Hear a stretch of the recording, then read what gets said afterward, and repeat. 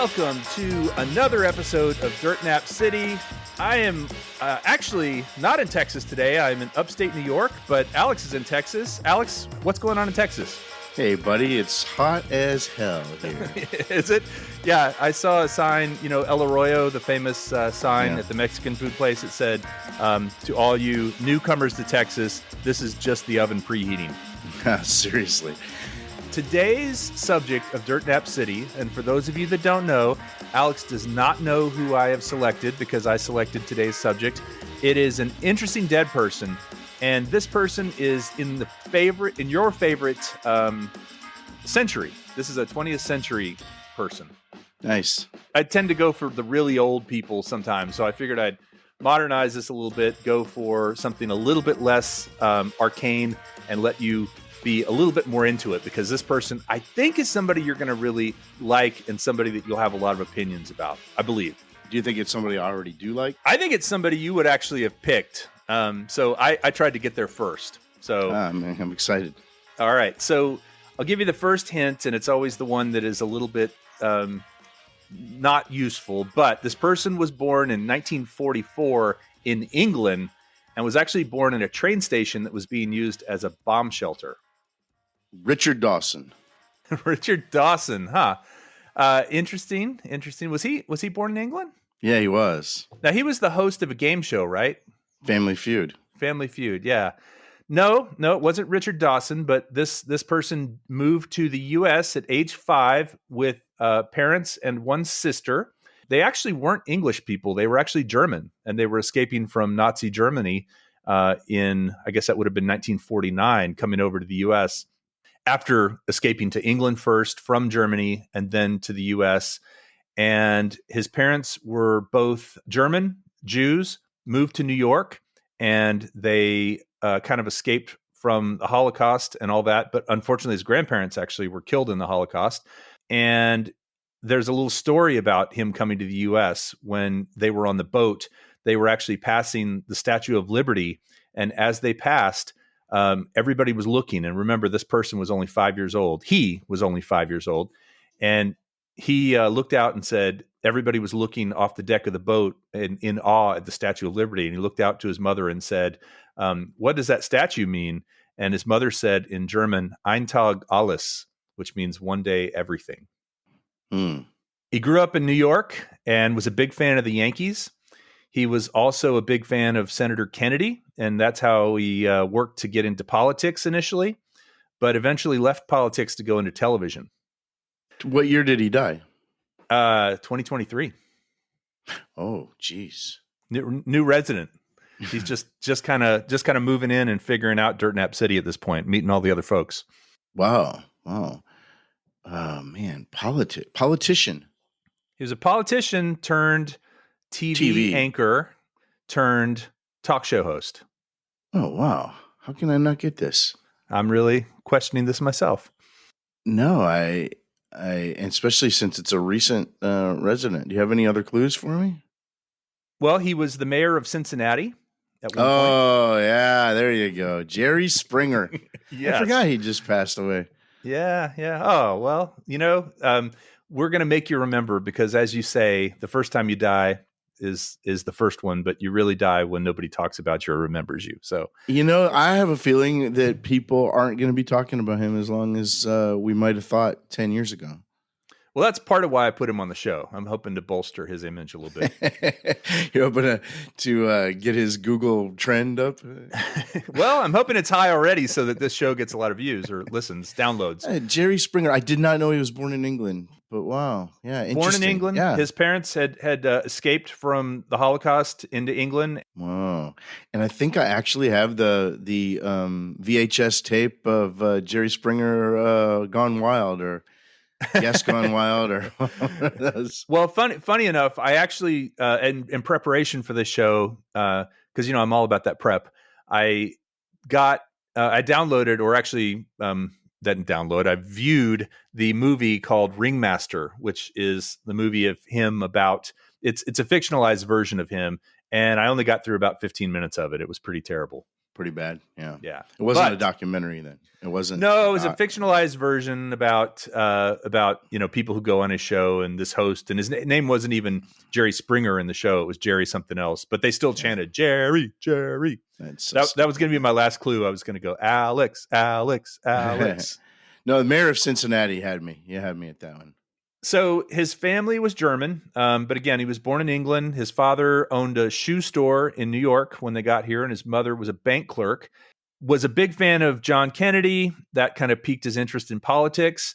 He did go to school in New Orleans at Tulane University, and actually worked at the student radio station WTUL at Tulane, which is where my buddy Johnny Hutchins worked for years. Shout out to Johnny. Yeah, he worked at WTUL and was a big fan of it. He did go to law school at Northwestern University. In 1967, he began working at a law firm in Chicago. So he went to work for Bobby Kennedy's presidential campaign in 1968. And then after his assassination, he began practicing law in Cincinnati, Ohio. He did have the political bug. In 1970, he ran for the U.S. House of Representatives, but lost. However, he actually did pretty well because he took 45% of the vote in a traditionally Republican district. And so that kind of told him, hey, maybe there's something here. And he was pretty liberal Democrat. He was against the war in Vietnam. He was for civil rights.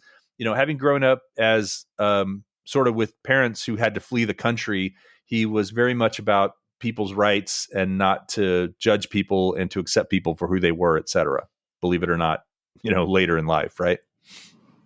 Well, I think that's yeah. I'm sure we'll talk about it, but I think that was consistent with how his show started, and then it just kind of got perverted after that. Yeah. So, but before the show, he did win an election to Cincinnati City Council in 1971, and then he actually, do you know about the scandal that rocked his world after he was on the council? Didn't he write a check to a prostitute? Yes. He solicited a prostitute, and an FBI investigation into an illegal massage parlor found that he had been a repeat customer because they found the checks. And, Cincinnati's on the border with Kentucky. It's Ohio, but it's on the border with Kentucky. So he would go across the river into Kentucky to this massage parlor and pay by check. It turned out when this happened that people weren't really mad at him for the scandal. They were mad at him for being stupid. Right. I remember that was the reaction when, that's generally the reaction. Yeah. Just, it seems like a dumb thing. I'm surprised they even take checks. Right. Well, they probably, probably Venmo now, but, that seems even more traceable. But yeah, he paid by a check, and he was pretty distraught about it, was planning to resign, leave town in disgrace, try to start his life over somewhere. And then with help of, and by the way, his wife stuck with him. And with help of his family, he decided to reverse course. He ended up having a press conference and bared his soul to the city and said, look, I'm an idiot. I did something really stupid. I shouldn't have done this. And immediately the reaction was, one of support. He had a lot of support from the city. They still razzed him. They still gave him a hard time. But even an order of nuns at the College of Mount St. Joseph in the Cincinnati area sent stones to the city council saying, let he without sin cast the first stone. I've thought about that a lot, about this instance and how liberating it must have been. It must be the hardest thing to do, to just go in front of people and admit that you're so stupid and you just feel so vulnerable. But once you come out of it, you probably just feel invincible. Yeah, they don't have anything over you. They don't have anything over you anymore. Absolutely. And you've been through the worst, and there's everything pales in comparison now. You're playing with house money from then on, especially if your wife sticks with you and your religious community sticks with you and your constituents stick with you. You probably just feel like, all right, well, it doesn't surprise me that he was a success after that. And he says that was a pivotal moment in his life, of course, because I think the natural reaction is to turn tide and run and say, I'm shamed. I need to get out of here. But he didn't. And he actually was reelected to city council in 1975. And then in 1977, he became the mayor of Cincinnati. Now, what's really interesting about this time period is he had been working with the Kennedys, as we talked about before, and had sort of affected a little bit of an accent. And I want you to take a listen to this clip and tell me what you think about this accent. So here it goes. Finally, a personal note. It's difficult to be casual about a moment like this. I've been asked continuously over the past few days what significance, if any, my assumption to this office has. I'm not sure. I guess I would like it to mean that our community, contrary to some negative criticism from time to time, is really pretty open and pretty progressive, and yes, even pretty compassionate. Yeah, he sounds a little like Mayor Quimby on The Simpsons. Yeah, which is a takeoff of the Kennedys. Right. It's that sort of Boston, Massachusetts kind of accent. And he was an outsider. He was definitely, it was a traditionally Republican district, and he was a pretty liberal Democrat. And so I think he was trying to be very open to the older people of the community, the newer people, just to say, I'm sort of everybody's mayor. That's kind of the inspirational white guy, tone. Hashtag inspirational white guy. I mean, that's definitely the tone he was taking. But yeah, that sounds like a different Jerry that we ended up knowing later. Yeah. Well, I think that's straight after he had been working with the Kennedys. And so as the mayor of Cincinnati, though, he did some pretty radical things. And I say radical in a good way. He was sort of known as a gonzo politician. He stayed the night in jail one night just to see what that was like. He commandeered buses after a bus strike just to I don't know, ride around on the buses. And he also had the idea of having concerts at Riverfront Stadium. Now that's where the Bengals and the Reds played. He basically saw it sitting empty most of the year, right? Because that's all it was used for were football and professional football and baseball games. And he thought it'd be a good revenue source and also a good sort of, cultural thing to have concerts there. So he said, I'm going to bring rock and roll to Cincinnati. And, the first person he reached out to bring in was? No. Woman rocker from the 70s. Joan, was it Chrissy Hind and the Pretenders? Joan Jett? Pat Benatar? Good guesses. Linda Ronstadt. So he reached out to Linda Ronstadt and offered her a key to the city if she would be available to do a concert. However, the date that they needed, she wasn't available, but her manager hooked them up with Eddie Money, Steve Miller, and the Eagles, all of which played at the stadium. Wow, that attracts kind of the same crowd, I would think, any of those three. Yeah, I mean, I think I'd rather see any of those. Nothing against Linda Ronstadt, but I don't really... she wouldn't be my first choice, but I'd go see Steve Miller and the Eagles. But I think they all ran together. Oh yeah. And as a matter of fact, he was able to go on stage during the Eagles set and sing Lion Eyes with them during the concert. Is there a YouTube video of that? That's a great question. I didn't look for that one. I did actually pull a lot of clips from online that we're going to hear today. But yeah, it would be cool to see Jerry Springer singing Lion Eyes with the Eagles. But he basically realized that giving a key to the city costs the city nothing and, maybe 99 cents for a key. And he realized he could attract bands to play. So he started doing that and bringing more revenue, which was kind of one of those gonzo things he did that nobody had done before. He kind of learned during that time period to accept the shame of his prostitution scandal. And to the point where a local radio station would feature him on different programs, shows, and they actually made a parody of it. You remember the old American Express commercials? Hi, do you know me? My face is seen all over Cincinnati constantly. But when I travel, say across state lines, people don't know the difference between Jerry Springer and Jerry Ford. So that's why I carry this, the American Expense Card.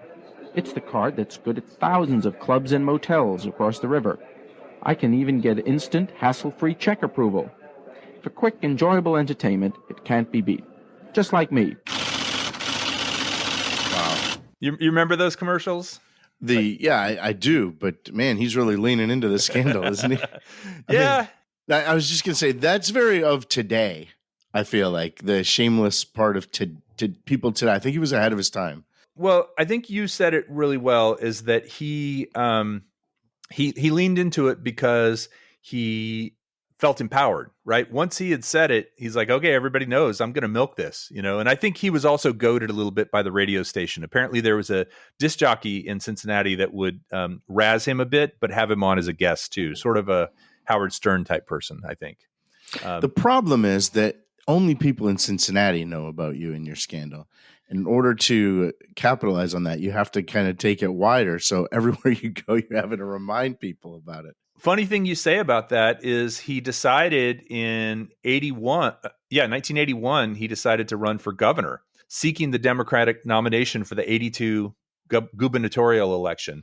And he actually decided, as you said, to lean even further into it and ran this commercial talking about why people should vote for him. I'm Jerry Springer, and I want to be your governor. Now, after sharing some specific solutions for our unemployment and education problems in this state, it looks like the nomination is finally within grasp, which makes what I'm about to tell you even more difficult. Some 9 years ago, I spent time with a woman I shouldn't have, and I paid her with a check. I wish I hadn't done that, and the truth is, I wish no one would ever know. But in the rough world of politics, opponents are not about to let personal embarrassments lay to rest. Perhaps like you, I'm not sure what any of this has to do with being governor, but maybe my talking to you about this makes a point. Ohio is in a world of hurt. The next governor is going to have to take some heavy risks and face some hard truths. I'm prepared to do that. This commercial should be proof. I'm not afraid, even of the truth, and even if it hurts. Come on, join me on June 8th. We're going to turn the state around. Jerry Springer, Democrat for governor. The thing I love about that is he recognizes that the thing that people have a problem with is the paying of the check. Why even mention that he paid with the check? The problem, he should, if he was less savvy, he would have said, I spent time with a woman I shouldn't have, and I regret that. But then right. And I paid with a check. He said, I wish I hadn't done that. And you don't know which one he's talking about, which part he's talking about that he wish he hadn't have done it. Yeah. Beautiful. Yep. Like I said, he's of today. He's so ahead of his time there. He lost and ended up unemployed because he wasn't on city council anymore. He wasn't involved in politics, but he did become a commentator on the Cincinnati NBC affiliate at the time, and that was the lowest rated news program in the city at that time. So it was WLWT. And that's actually where he created the signature line, take care of yourself and each other. And then after being there for 2 years, he went from commentator to he went from political reporter and commentator to anchor. And after 2 years, they were the number one news program in the city. So he was the anchor for 5 years, winning 10 local Emmy Awards.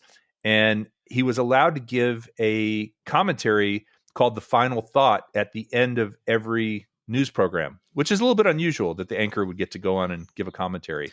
I think it was more common back then. I remember a little bit of people kind of editorializing at the end of news shows. But yeah, you don't see that too much today. Yeah. Well, now the whole program's editorialized, right? Every news show is just... Sure, yeah. But yeah, so he did that until 1993. But in the time between 91 and 93, that's where the Jerry Springer Show actually started. And so in 93, he decided that the ratings were slipping at the news station. He was doing the Jerry Springer thing, and he was having to fly back and forth between Chicago and Cincinnati, and decided it was time to step down. And he gave this little speech when he stepped down as the news anchor.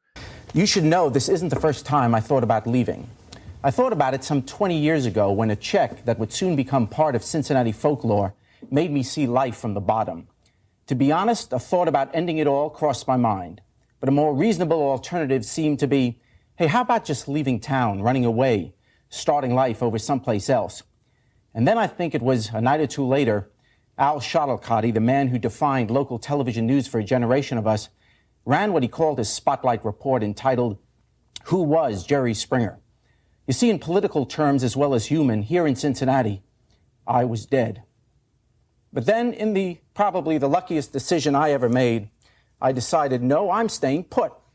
You see, I selfishly didn't want there to be any place in America where I couldn't go, where I couldn't one day with child or grandchildren return, barred by some shame and scandal. No, if I were going to beat it, I'd have to beat it where it happened, right here in River City. And so it became an obsession. I would withstand all the jokes, all the ridicule. I'd pretend it didn't hurt.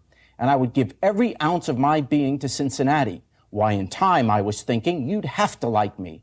Or if not like me, at least respect me. And I'd run for council, even unendorsed. And I'd prove to you I could be the best public servant you ever had, or I'd die trying.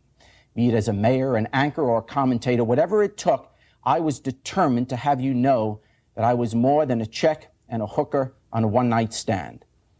But something happened along the way. Maybe it's God's way of teaching us. I don't know, but you see, in trying to prove something to you, I learned something about me. I learned that I had fallen in love with you, with Cincinnati, with you who taught me more about life and caring and forgiving, and also, most importantly, giving something back than I'd ever learned through all the highfalutin formal education I had previously received. And so, though surely imperfectly and perhaps too bleeding heart liberally for most, I've tried to give something back. And yet I know for what you have given me, it can't nearly be enough.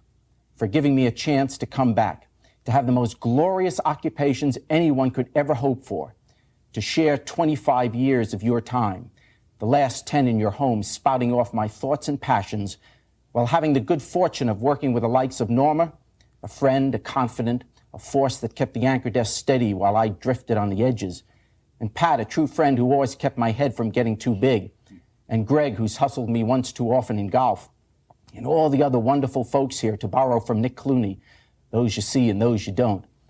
No, for all this that you have given me, I can't possibly have given enough back, which is part of the reason I have been, so sad this week. Why it's so hard to say goodbye. But you've given us that wonderful thought of you wrote to me yesterday. You know how you always end your broadcast, take care of yourself and each other? Yeah, it's a wonderful thought, all right. Certainly the right and decent way to live. But you see, I didn't make it up. You did. God bless you, and goodbye. It's so different than what you think of as the king of trash TV, right?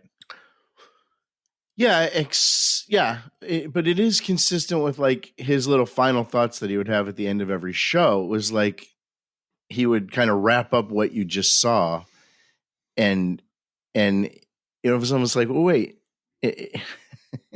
I don't know. Whenever I used to watch his final thought, it always used to make me laugh because it was almost like you didn't see what you just saw, or I'm trying to put a nice pretty bow on this trash that you just saw. Actually, Jerry Springer was not somebody I watched a whole lot of. My sister and I used to kind of make fun of that and Mid-South Wrestling. We would watch those two things and kind of poke. We watched them for the irony of it.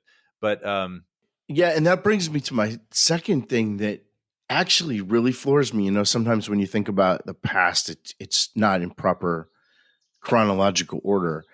If you had asked me my experience with Jerry Springer, I would have said I used to come home from school and watch him and when I was, 12 and 13 years old. But you just told me his show didn't start until I was 21 years old, which is kind of embarrassing for me. It started in 1991, right? Oh, yeah. That's right. So I thought it was something I watched when I was like, a kid. I was a grown ass man watching that trash. And I was, there's your scandal in your brand. I was actually married in 1993 and still watching that show. It's really funny that I would have just assumed it was something I watched when I was a kid. And I used to watch shows like Morton Downey Jr. Yeah. You remember that guy? Oh, yeah. So, yeah. Yeah. And that was much earlier. That was probably 10 years earlier. So I just kind of lumped him together. But man, 21 when that show started. So here's the thing, though. If you started watching it in 91, you actually weren't watching trash TV yet, because his first guests included Oliver North, Jesse Jackson. They talked about things like homelessness, guns, politics. And I actually did watch it then, and I liked it then. Yeah. But what age was I when I bought that VHS tape? Was I 25?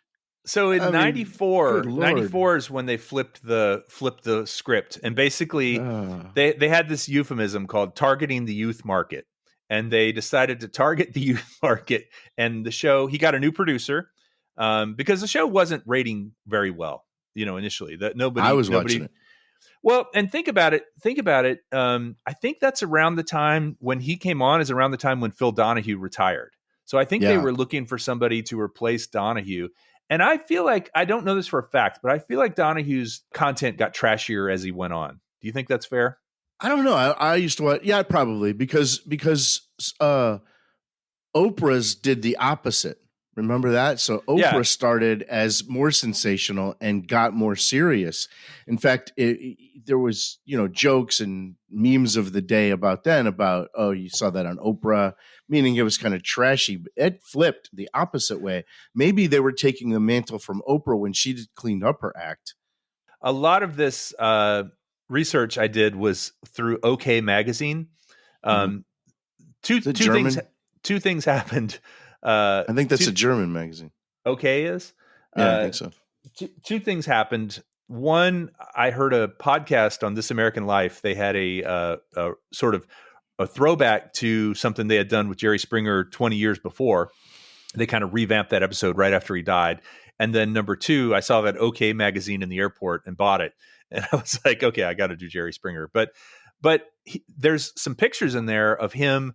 I guess Oprah held a sort of summit of the hosts of different talk shows, and there's a great picture of all of them together. As a matter of fact, do you want to take a guess how many you can name? How many of the talk shows from back in the day you can name? Yeah. So how many are in the picture? Hold on, I got 1, 2, 3, 4, 5, 6, 7, 8, 9, 10, 11. Wow, that's a lot. And I watched excluding Springer. So 12 with Springer. I bet I watched a lot of those too. So okay, well, you said Morton Downey Jr., Sally Jesse Raphael. Nice. There's 2. Let's see. What was the one? Jenny Jones. Jenny Jones, yes, that's on the list. So I'm gonna give you 2 more because Oprah is one of them, so that's 4, including Jenny Jones, and then Donahue is considered one of them, so that's 5. Yeah, I would have probably said him too. I watched all these. I watched all of these. So you're missing a couple of really obvious ones. Montel Williams. Yes. Oh, come on, another Jerry Rivers. Oh, Geraldo. Geraldo Rivera. Yes. Forgot he had an afternoon. What do you mean you forgot? Yeah. He was, he was the king, I believe, even more. He's had so many incarnations. Yeah. Okay. So you missed a couple more. Wow. She was an actress. Ricky Lake. And then Maury Povich. Oh, Maury. Yeah. Rosie O'Donnell. Yeah, well, that was a little later, wasn't it? According to OK Magazine, these were his peers. And then a guy named Steve Wilkos. Now, do you know who Steve Wilkos was? Steve Wilkos was like the bouncer of the Jerry Springer show. He was the stage manager, but I don't think he did a lot of stage managing. He was just the bouncer. He was a former cop. He was a former Chicago cop, and he got hired. And he actually said that he thought it was going to be just a short-term thing to be the bouncer on the show, and he ended up having his own show. Like he got popular and was able to have his own show. So you really are in my wheelhouse, though. I've watched all of those shows back, and I learned, my fascination is with people and human behavior, and I'm a psychologist, and I think it was formed by all those weirdos that used to be on that show, but I'm not sure they were all contemporaries. I mean, Martin Downey Jr. was early 80s and Steve Wilkos was like post Jerry Springer. But regardless, this OK Magazine was a great source, although it's interesting because, for instance, that magazine says that he was not divorced. According to that magazine, he wasn't divorced at his death, but several sources online said he was divorced when he died. So I don't know which is the truth.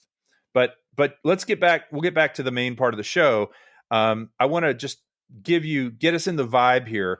For anybody who's not ever actually watched Jerry, here's a little taste. If you're all over it like that, right? You're a family woman, huh? That's your man. Well, then you should know what your man's doing. My man shouldn't be at a bar with a whore.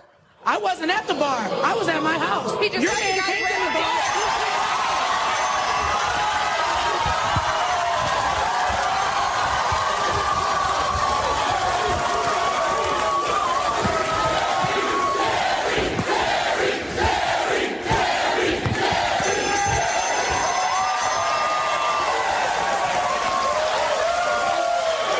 Okay.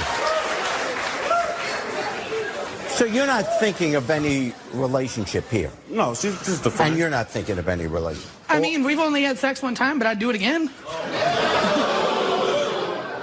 I mean, why not? Yeah. Wigs flying off. I can't see this, but I'm picturing wigs flying off, tops coming off. Yeah, he mentions about censoring the nudity and how they could never have Trump on because his wig would have come off. Yeah, I mean, it's sad. It's very trashy. It's sad because of the clips you've played previously, and you knew that this guy had dreams of being a serious talk show host, but it was a runaway train, man. All the things that he was trying to do weren't successful, and the things that he probably repulsed him were killing it. He was making so much money. And in his mind, I mean, I didn't know the guy, but I'll bet you he was the kind of said, well, it's not just making me money, but it's employing a lot of people. And, you know, but absolutely. Yeah. No, that's exactly the take. He generally, and I watched a lot of clips of him over the last couple of weeks, actually, and he was generally apologetic for the show and would say, though, that he was an actor, that it was really just something he did for entertainment purpose. He called the show chewing gum. He said it's not gonna kill you, but it certainly isn't doing you any good. But as you said, That's great. In 1998, he was beating Oprah. So he'd started in 91. 7 years later, he was reaching 8 million viewers a week, which was and her show had become completely legitimate and groundbreaking and educational. And really... well, no, his show was educational. I mean, let me read you some episode titles, and you tell me it's not educational. Your secret slipped out. Mom, stop stripping. Is my boyfriend sleeping with my daughter? Homewreckers on Springer. Misbehaving mistresses. And then part 2, mistresses attack. I got your sister pregnant. Did I marry a cheat? Lie detector results. Everyone knows but you. I slept with my daughter's man. Dirty double crossers. And this is where it gets really good. I'm sleeping with 3 sisters. Stripper sex turned me straight. Prostitutes confronted. And then here's the best. Lesbian threesomes with mom. It is kind of the country music of TV, isn't it? And let me reiterate, I was in my mid-20s when I was watching this. Well, you must have had a lot of time on your hands. Oh yeah, and married. So funny thing, he actually did. Jerry Springer, you mentioned country music. He appeared in a music video for Brad Paisley. It was called The Fishing Song, and it was something about she don't like me fishing, so she's my ex, or something like that. So there was, and if you can believe it, he actually released a country music album. Jerry did. No, I mean, I can believe it. Wasn't there something about an opera too? Do you know anything about this? Yes, there was an opera based on his life and his show, and it was actually started in Britain. You know, he was actually British. He was born there, and it was inspired by him. And then in New York, it performed at Carnegie Hall, and his character was portrayed by Harvey Keitel. No kidding. I didn't know that. Yeah. Interesting. And I'm sure it went through the whole everything, right? Well, apparently he went to see it. He didn't know much about it. He went to see it, and he said he was uncomfortable during most of it. Good. I think he should have been uncomfortable. It's an uncomfortable life that he created for himself. Well, you were asking earlier about his his sort of attitude about it. And you're absolutely right. He employed a lot of people. He made money. He had a stage. And he said, I'm an actor. And he separated himself from the show. He said, quote, our show is a circus. It's plain stupid, period. That was sort of his take on the show. And, if in case you were wondering, or do you know if the guests were paid? I would assume that most of the guests were not real people and they were just playing characters. Okay, so were they paid? So I'm sure they would have to have been paid. They were actors. Okay, so you're wrong on both accounts.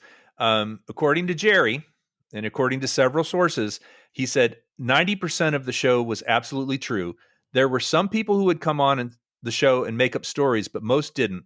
Occasionally, our producers would go over the line and ask people to do things they shouldn't, but I always put a stop to that.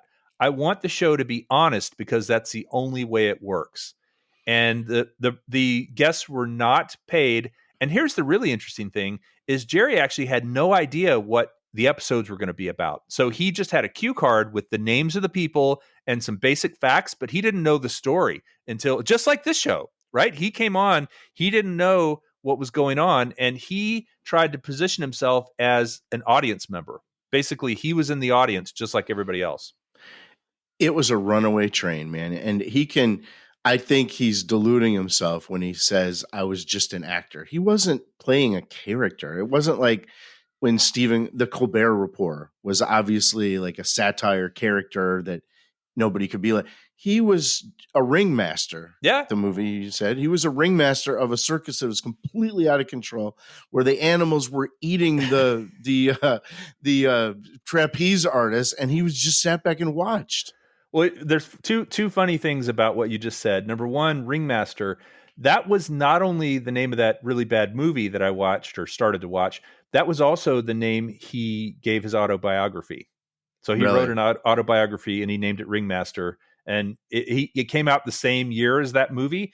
And he said, I can only come up with one title per year. So that was it. And then you mentioned animals being out of control.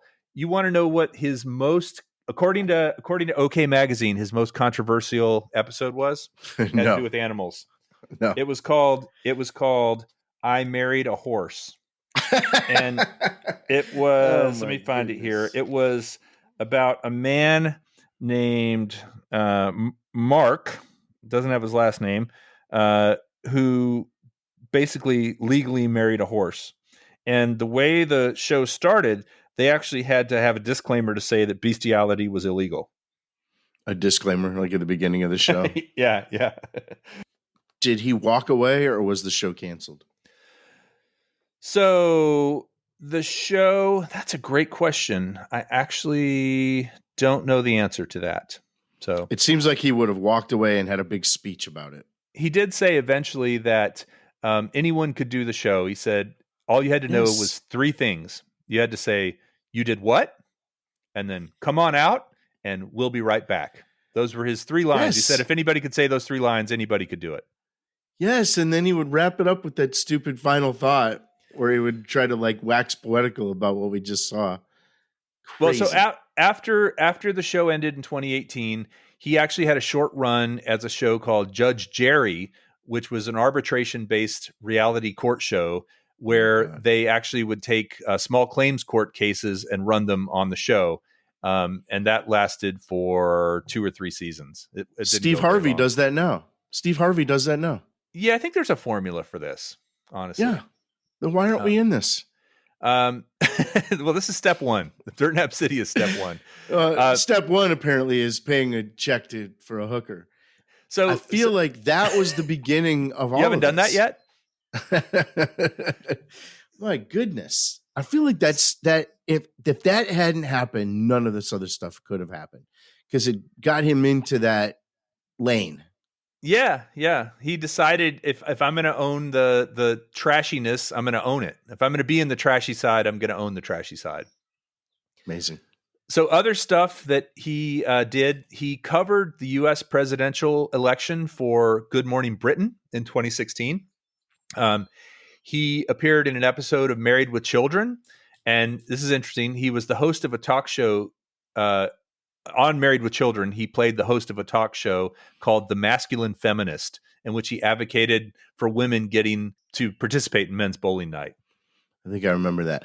But, go back to just a second to the covering the election on Good Morning Britain, right? Yeah. That's him thinking they want him because he's a serious politician. But from Britain's perspective, he is the personification of ugly America. And they need him to talk about the impending Donald Trump running for president. 2016. But he thought, because of my experience with Kennedy and no. Well, who knows what he thought? I think he was more self-aware than that, actually. I don't think you're giving him enough credit. I don't know. That's a really good question. We'll never know. We'll never know. And his book wouldn't tell us either, probably. He was also in the musical Chicago in London, and he played Billy Flynn. Now, I'm not super familiar with Chicago, the musical, but Billy Flynn was the lead. He was a lawyer, yeah. And apparently his shtick was he could get anybody, any woman off of any charge, whether she was guilty or not. He could, have the jury say she was innocent. That's the male lead of that show. I bet it was terrible. He also had cameo appearances in the Netflix show Happy, Roseanne, The X-Files, The Simpsons.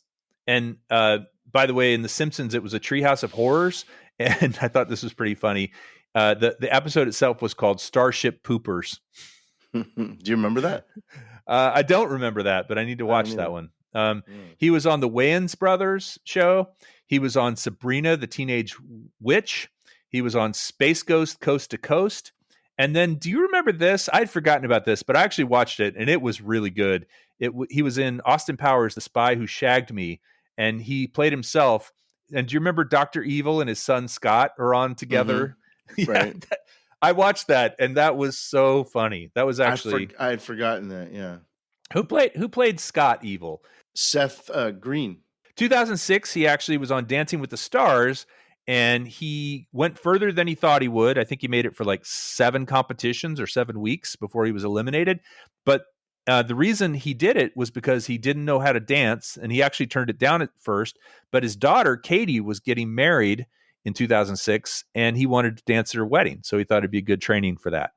Interesting. That's crazy. Like I said, he did record a country album in 1995, and it was called Dr. Talk, and it was on Fiddlefish Records, and it was mostly country music covers. So you can find it online. It's pretty horrible. So one other thing that I thought was kind of interesting was he actually delivered the Northwestern University law commencement in 2008. And he was pretty controversial. I think a lot of people thought they weren't taking it seriously to have Jerry Springer deliver it. But at the end, he got a standing ovation. His topic was the ethical judgments we have to make in whatever business we go into. Interesting. That's really interesting. So, I do actually have another interesting clip of him. This one is talking to, in an interview, I don't know who the person who was interviewing him was, but he's talking about why people went on the Jerry Springer show. Clearly, there's more than that. Why has this show lasted for 26 years? Well, probably. Well, first, it's stupid. And it's got a niche. And no one else kind of goes in that niche. So I think that's one of the reasons it lasts, the personality of the guests. No one's watching because of me. They're watching because the stories are crazy and the people are outrageous. I mean, look at this. I think that's why. Yeah. You've called your show chewing gum. You say it won't hurt you, but it's also not going to save the world. Is there anything, Jerry, that you won't allow on your show? You showed, Klan members. You've had little people wrestling in slime, women pretending to be men, fights. I mean, is there a line you won't cross? Well, the show has no censorship. So, no, we'll bleep out the bad language. We'll, cover up the nudity or whatever. But there's nothing where you would say, look, we've had on our show, look, when our show started, Bert Dubrow was the executive producer, who, by the way, was Sally Jesse Raphael's producer. He's the one that kind of found me and said, do a talk show. When it started, we were a serious show. And but then all of a sudden it started going crazy. And when Universal bought us, they said, from now on, only crazy. But there's no censorship. And look, we've had on our show neo-Nazis, and my family was exterminated by the Nazis. So if I can do a show where I'm okay that they're on, then what am I going to say no to? But why do you think people come on your show? I don't know. You know what? Because I always say my closing prayer for everyone is, may you never be on my show. Oh, no. I think if I had to guess, it's for so many of our guests, no one ever asks them a question. They live their lives. They don't have kids who ask them their opinion. They don't have parents who ask their opinion. They're not in a job where their opinion is valued. It's like for one day in their life, people are really paying attention. They're talking about something that's important to them. We take it for granted. Every day of your life, someone asks, hey, what do you think? Nice job.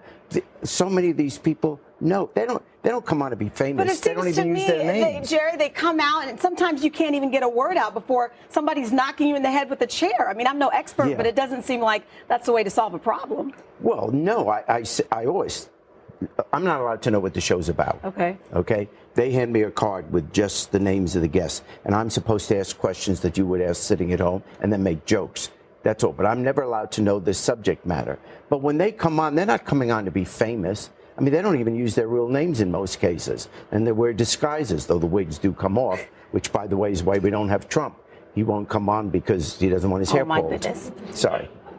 I think the reason those people come on the show is the same reason he's on the show, is because they're getting attention. And and so I guess to the extent that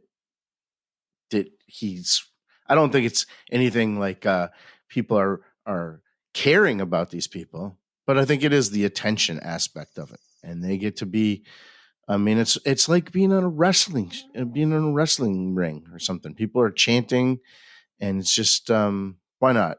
Any attention is good attention. Like even bad attention is good attention.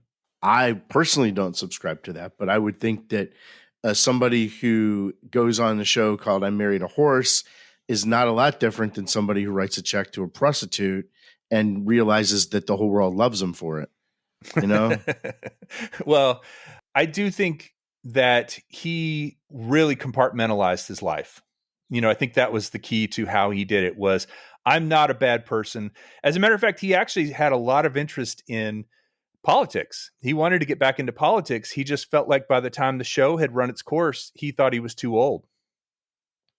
I just think it's a little, I don't know, the word that comes to mind is irresponsible, but maybe that's not the right word, to peddle this stuff and then distance yourself at the same time and say, I'm not allowed to even know what's on the show.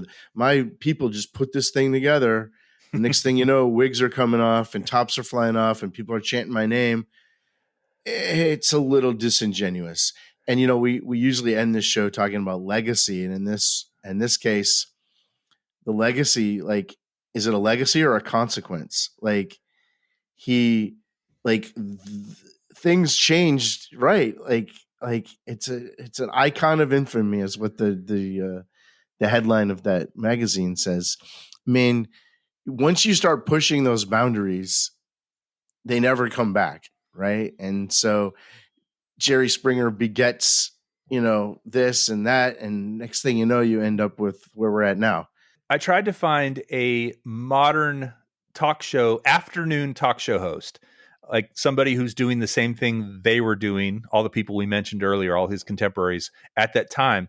And they don't really exist anymore. That format is gone. There are morning talk shows, there's like Good Morning America and there's The View, but they're more of a news bent.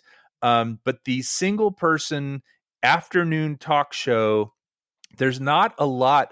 Drew Barrymore was like the closest I could come to find somebody Those who was are more doing that chat today. shows. Yeah, Drew Barrymore and Jennifer Hudson and Ellen DeGeneres just finished up. Those were more chat shows, right? But you look at what is going on news channels now. It's the same kind of garbage, but brawling packaged as right. But it's packaged as political theater now, and now you see politicians getting in the mud using the same kind of attitude and language and disrespect for everyone. But now it's part of our political discourse, and I'm not saying he caused it, but he definitely didn't put things in the correct direction, right? Okay. Do you hold yourself slightly accountable for watching him regularly? Well, first of all, I have quibble with the word regularly, but I did buy that VHS. When I was You bought the VHS. You said you came home from school before he was even on the air and watched him every day, is what I heard you say a little while ago.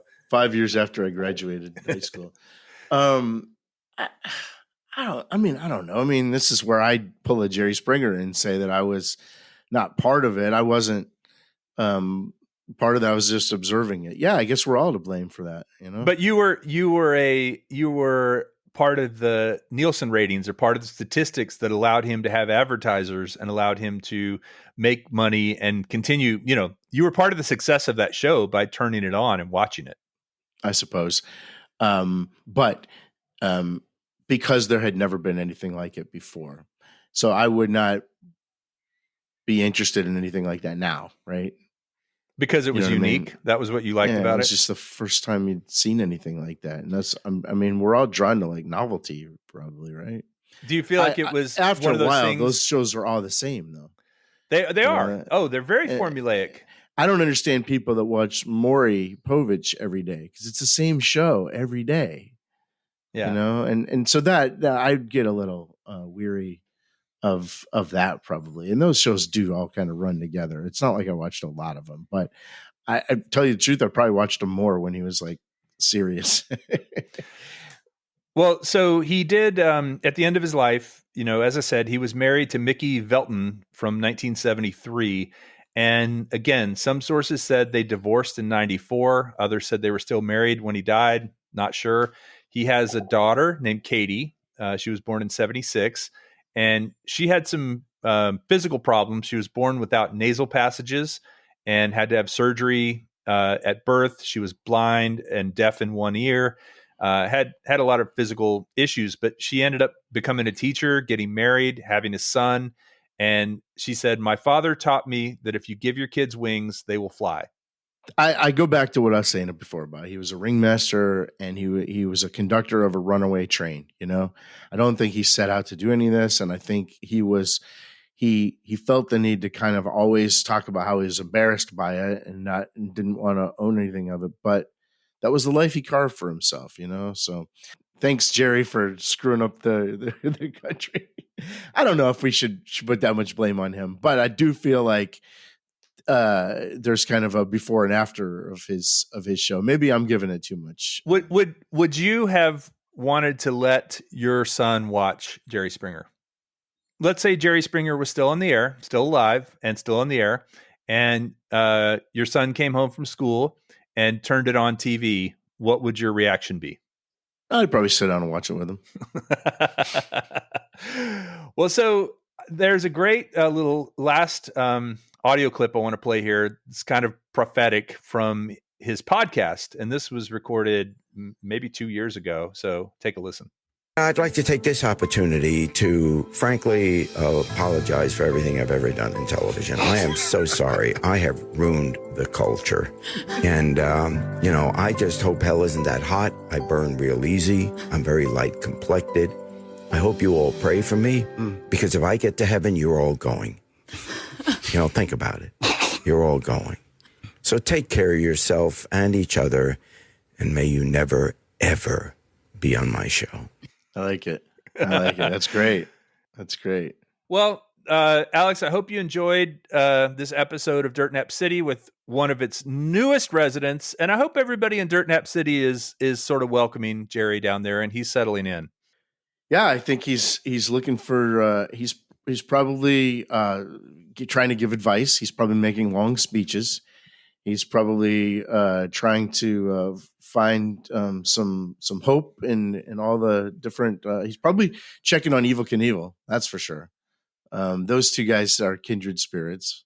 Maybe him and Evel Knievel and P.T. Barnum have a side project going. They have a podcast in Dirt Nap City. All right, man. Well, thank you for taking the time. Thank you. And I'm glad you like it. And was my prediction that this was in your wheelhouse correct? It would have been better if you told me it happened in the 80s, though. The fact that happened in the 90s is still kind of blowing my mind. Yeah, that you watched the show when you were out of school. And married. I want to leave you with something that I think you'll enjoy for the outro. So thanks, everybody, for tuning in, and we'll see you next time on Dirt Nap City. Bye.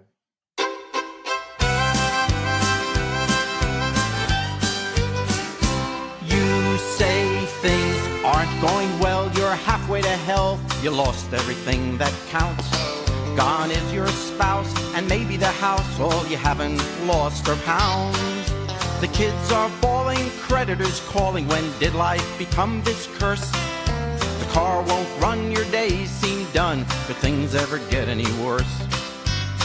But then there's Oprah, Bill, and Sally, and Jerry Springer too. A little dose of a talk show host, you won't seem quite as blue.